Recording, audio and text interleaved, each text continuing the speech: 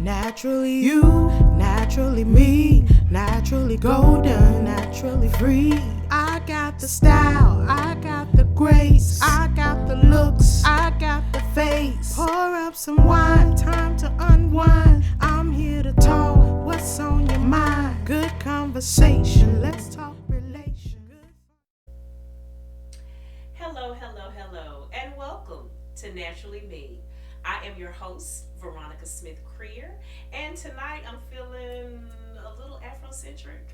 My hair is, you can't tell, but it's in a two-strand twist, kind of tied down a little bit for this head wrap, and got a lot of compliments. I get a lot of compliments from time to time on the head wraps. To me, that is a hairstyle in and of itself. And so, if you don't know how to make yours do this, come check me out. I can help you out with that. So, tonight's episode is Naturally Mothering. As you can see, I have my mom in my background, and just kind of wanted to talk about the naturalness of mothering. I am the mother of three, the Mimi of two, and my two oldest children are I hate the term stepmother, but they're my blessings, they're my bonus sons. And then our baby is 25, so she's not a baby anymore. But mothering is a natural, nurturing ability, but not everyone does it the same. So tonight, I just kind of want to talk about, because my mother, of course, was one of the most important influences when it comes to mothering. She and I didn't do it the same way. So I just mentioned how many children my husband and I have. My mother and father had five. Five. That's one of the reasons why five is one of my favorite numbers. My sisters and brothers and I are the fabulous five. And my mother was very nurturing to the point where even when we were adults, she was still doing what I would call mothering. So to explain that a little bit, all of her children were married, had families, but my mom still felt like it was important for her to call and check on us instead of us calling to check on her. Call and check on us. She was still, before she was not able to, she was still cooking, wanting to know what we wanted to eat. She was still trying to make sure we went to the doctor. When she was still driving, she would come and check on us. All of those things, still doing the things that I would think that you would do with younger children. When my mom passed away, we were all, my younger brother was not in his 40s yet, but very close to our 40s. And I admired and respected the way that she mothered not only her children, but other children. And she was a babysitter, if that's the term that you want to use, long term for a lot of different children. As a matter of fact, many of the children that she was a babysitter for now have their own children, some of them even grandchildren. So she went way back with that. And just had that type of mothering spirit with just about everybody. We had cousins that stayed with us. And when I say mothering, I don't mean always that icky, sweet, loving, hugging. My mother was a disciplinarian. She was one of those mothers that you didn't pick your switch. I don't know, Richard. We may have to edit this. This may be child abuse when I talk about this. She did not have you pick your own switch. She had the switch, and not the little switches that were long enough that I'm being very literal when I say it seems like she could make a switch go around a corner. She did not play. She didn't play with a switch. She didn't play with a belt, fly swatter shoe. She did not play. But mothering, nonetheless, nurturing comes from that. The fact that you have boundaries, that she told you what she meant and she meant what she said. The fact that when we were sick, it was important to her that we got well. One of the things that I remember very distinctly about her I can't even call it spanking. Those were whoopings. I think those were beatings. But one of the things that she would always do after that is that she would come to us, and 9 times out of 10 it was us, because since there were 5 of us, many times if one got it, everybody got it. She would come to us, and it was always if I didn't love you, I wouldn't do this. And we growing up when we were younger, just sometimes wish she didn't love us so much. But it's a part of the mothering process is to give your children boundaries, to let them know that there are consequences to decisions that you make. So when she told us if we go in this, we're going to the store and since you don't have any money, don't touch anything, and you went in there touching things, you knew what was coming. And she was, she was of the, and for those of you who have a mother like this, you remember hearing the saying, "I'm gonna get you where you show out." Yeah, she used to do that sometimes. Don't show out in church and think you got to pass because the preacher's preaching. She would come out the choir stand on you if she had to. So it was that type of boundary setting that your mother does not play. And the nurturing because she was very loving. But always, always, always, my mother taught us the importance of a foundation in faith. So it wasn't an option going to church. It wasn't an option of going to Sunday school. It wasn't an option going on Wednesdays. She kept us in church. She was in church. She didn't drop us off. So that was another component of the mothering. And I say that she and I are very different in that we didn't have, my husband and I, as many children. And although she had 5, it always seemed like there were about 10 of us because there were always extra kids. And she didn't work outside of the home. She, very few times, but the majority of the time she didn't work outside of the home. So we were very much her job. And so I think when I say that we're different, I think a lot of that is because my mother cooked every day. She did laundry every day. I was an adult and on my own, and I'm embarrassed to say that. I was an adult and on my own pretty much before I started washing my own clothes. Because my mother did that. So I'm very different in the way that I raise my children because Vishalia, who is the baby, I taught her how to do laundry when she was in the 4th grade. So very different mothering there because she was doing her own laundry. She knew how to do her own laundry. I don't cook every day. I didn't cook every day, but I did cook quite a bit, but not like my mom because for me, cooking would be simple dishes or even a lot of times picking my daughter up from school because she's the baby. I would ask her what she wanted and we would stop and get something. That is not the mothering that my mother did. When we got home from school, there was food on the stove. We could fix us something to eat. So just very different in the way that we mothered, but all of that, everything that she put into us, into me, I remember all of those things. And there are still times when I'm talking to the children or even to the grandchildren, sometimes even to my husband, and I can hear her voice. Some of the things that she used to say, and I can hear me saying that. I can hear that tone. I can feel what that was that made her do what she did. One of the things that was always very interesting to me, and I didn't realize the weight of it until I had my own kids in my own house. I can remember her sometimes telling us to do something, and if you didn't get right up and do it, yeah, you want to get right up and do it, because if she had to do it, no, you don't want that to happen. So it was that saying, I'll just do it myself. But you didn't want my mother to do it herself if she asked you to do it. That meant that you took too long getting up, doing what she asked you to do. So if she had to do it, there was going to be trouble.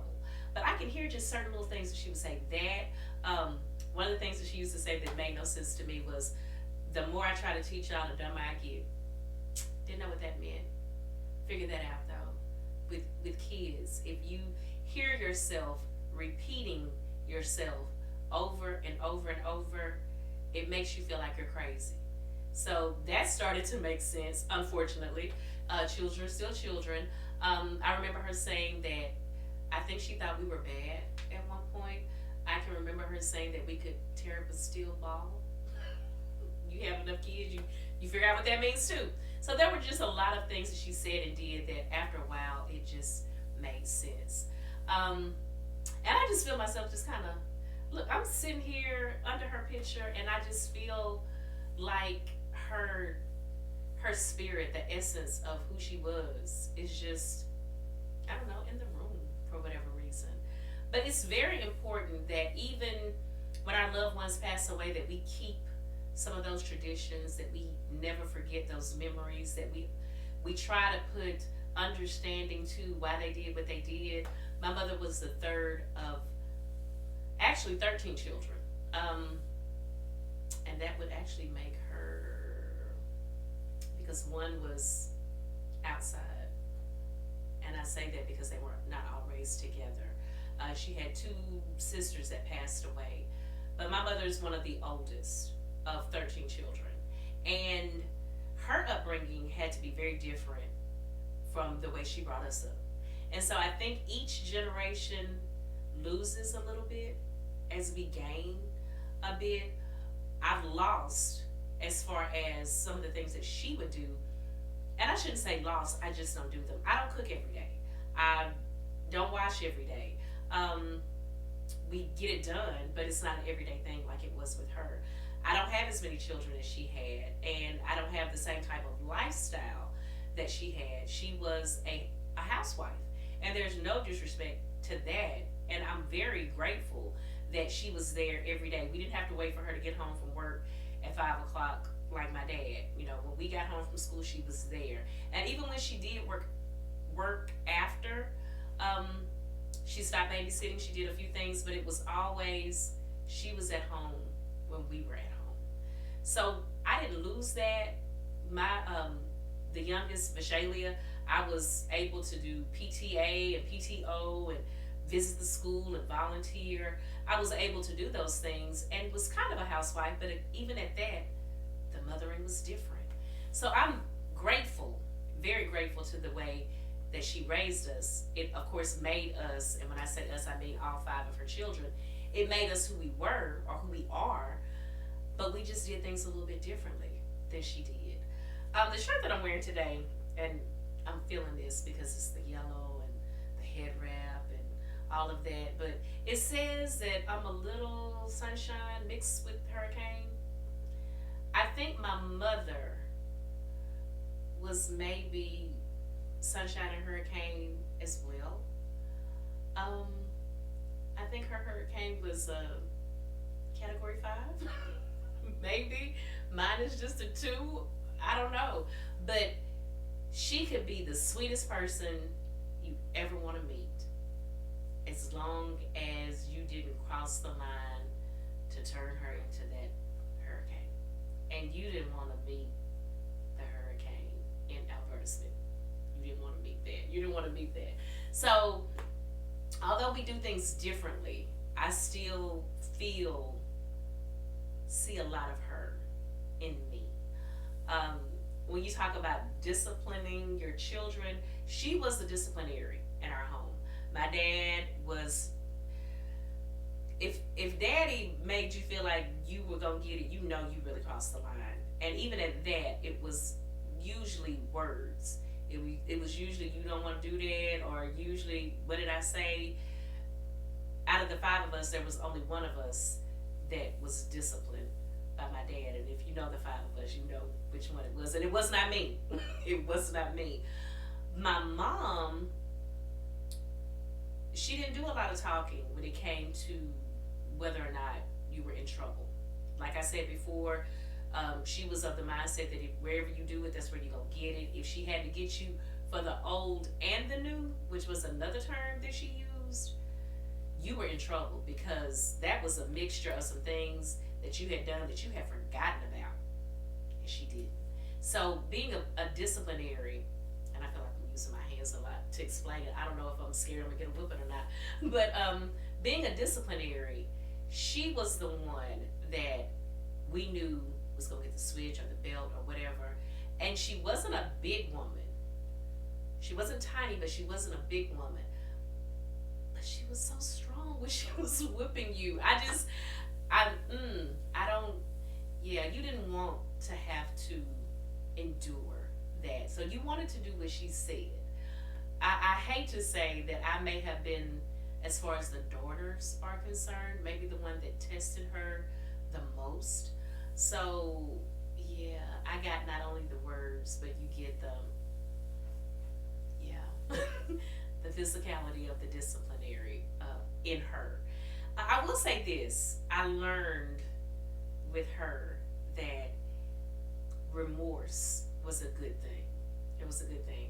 I can remember my dad telling stories about with him and his mother that if he could make her laugh, that he could kind of get out of a whooping with her.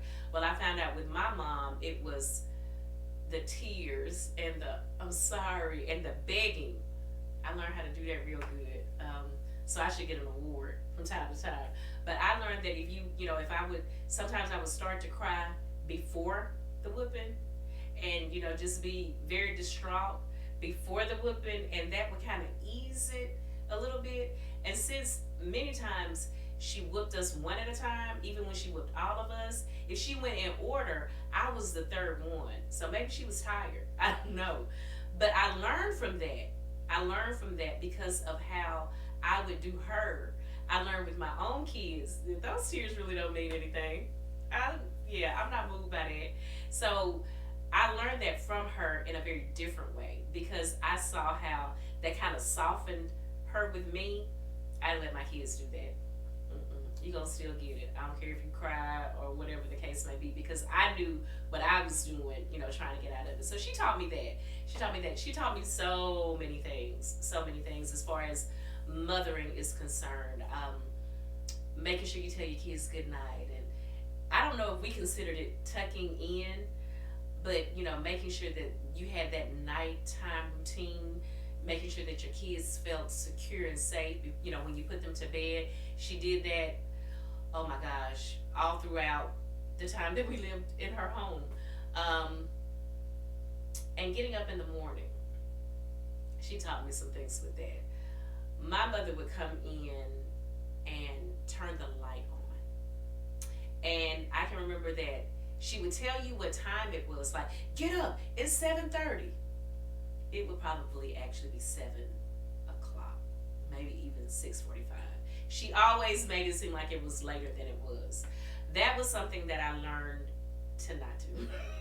I didn't bring that one with me. So my thing is because of the type of person that I am, my wake up routine with our children was very different. It was very, very soft and soothing to a degree, especially with Michelle because again she's the baby.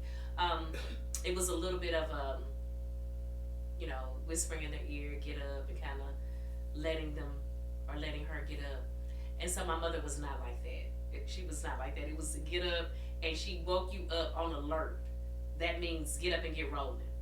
You don't have time to lay there and think about whether or not it's time to get up. Get up. That was her routine. But then I have to look at the fact that she had 5 kids, so she was already on 10. She probably got up in the morning on 10 because you got to get 5 kids ready.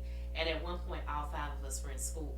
So there was a lot, with that. So I can appreciate it, all of the things that she did and the dynamics of her mothering. And again, even the things that I don't do the exact same way, there is a part of what she did that makes me do what I do.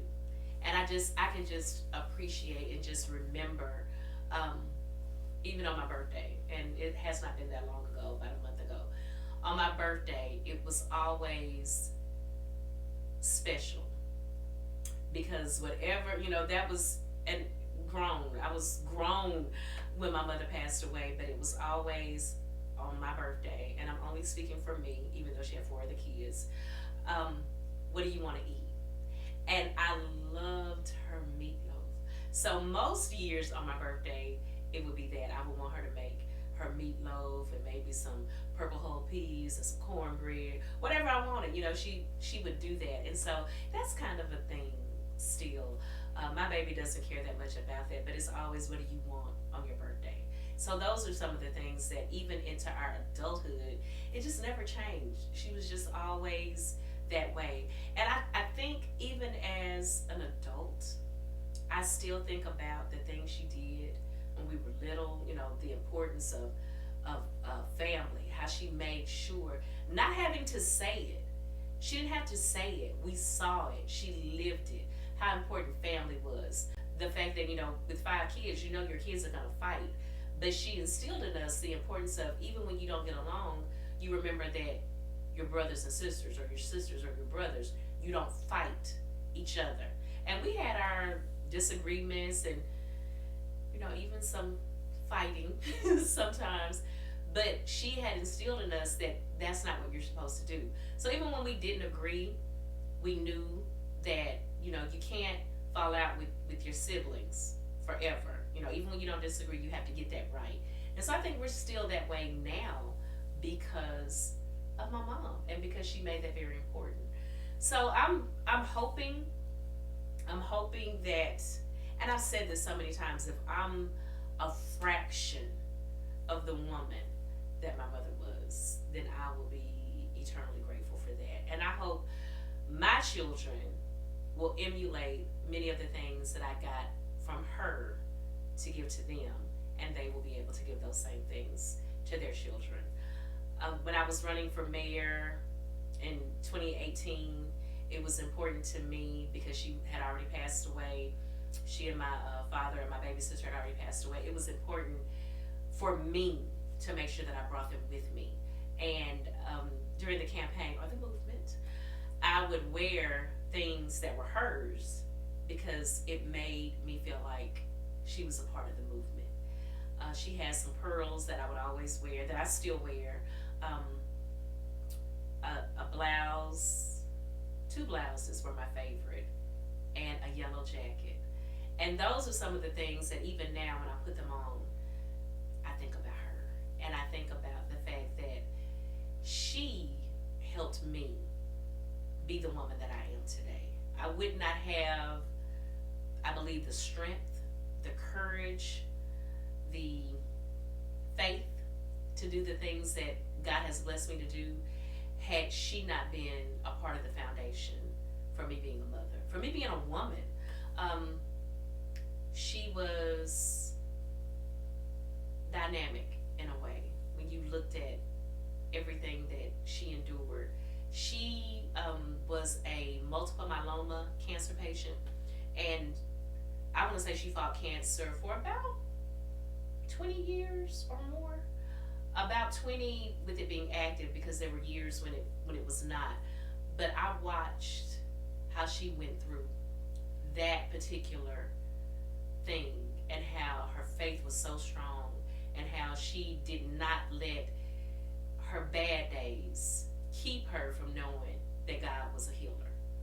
Many times we can go through situations where we feel like that's it, but your faith make sure that you understand that there is a bigger picture and there's a bigger plan. So it would seem like during those times when she was struggling and her health was bad and all of that, that she would have a different outlook, but she didn't. I believe that's when she showed just how strong her faith was. And so with everything that I've been through, I reach back for that. That has helped me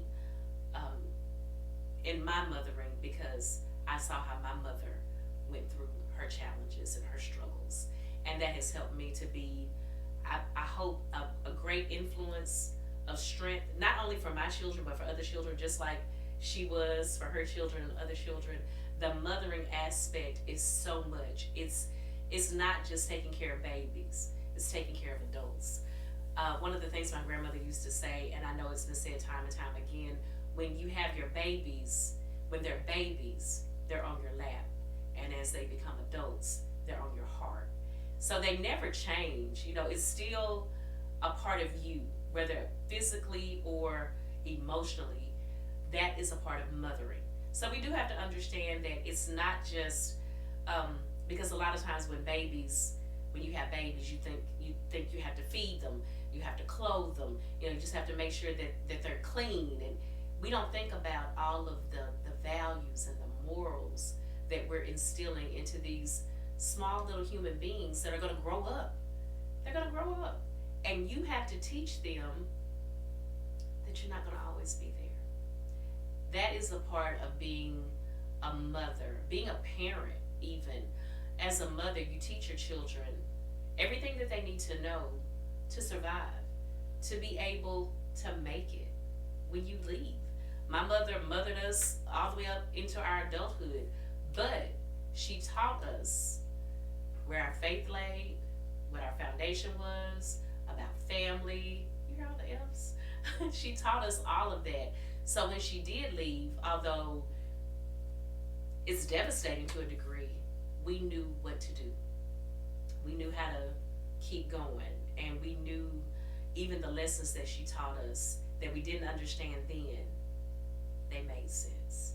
So it's important that you instill in your children those type of things. So when you go off the scene, and we all have an expiration date. When you leave your children, you don't leave them alone. So she taught us the importance of saving money. She taught us the importance of, as women, about having something that's yours. She taught us about when you want something, you need to be willing to work for it. My dad was the breadwinner. He was the man of the house, but he brought his check home, and my mother made sure that the bills were paid. My mother made sure that if it was something extra that she wanted, she knew how to, if she wanted to work an extra job or put something back or whatever the case may be. She taught us things like that. So as a woman, I understand that all of the burden doesn't have to lay on your husband, on the father. If you want something extra, be woman enough to, if you want to get an extra job or to get a job or to have a job to do that, have some ownership in that. You also understand the boundaries of, this is my mother, this is my parent, but as an adult, I'm responsible. So I do remember, even though I did mention that I didn't do my own laundry until I was an adult and moved out of the house, I do remember having the understanding that bills had to be paid. And so before I even left home, and it's not that she made us, she just made it clear. I was working, so I helped pay bills. And so when I got my own home, you understand, bills have to be paid. So it's just sometimes things that we as parents have to instill in our children. And my mother never told us that we had to leave. You know, we could. I'm sure we could have stayed at 1040 East Elm as long as we wanted to. She never told us we had to leave. She made it comfortable for us to leave. She always said that we could come home when we did leave if ever there was a situation. And I didn't raise my kids that way. My kids, I wanted you to be grown and gone. You're old enough, if you're old enough to make your own decisions about things, be old enough to have your own home. So kind of different in that respect. Not that I ever put them out, but I wanted them to have their own place. I wanted them to grow. I wanted them to understand that bills don't get paid automatically. You have to work for what you want. I wanted them to understand that when you're in your own home, you can do what you want to do, because in our home, there are rules and regulations. So again, things that I got from her, I may have switched them up a little bit, but I got them from her. So mothering, of course, is important for all of our children. And through her, I understood, and I understand that you don't just mother the children that you gave birth to. That can transcend race. It transcends blood. It transcends all of that, because mothering is about love.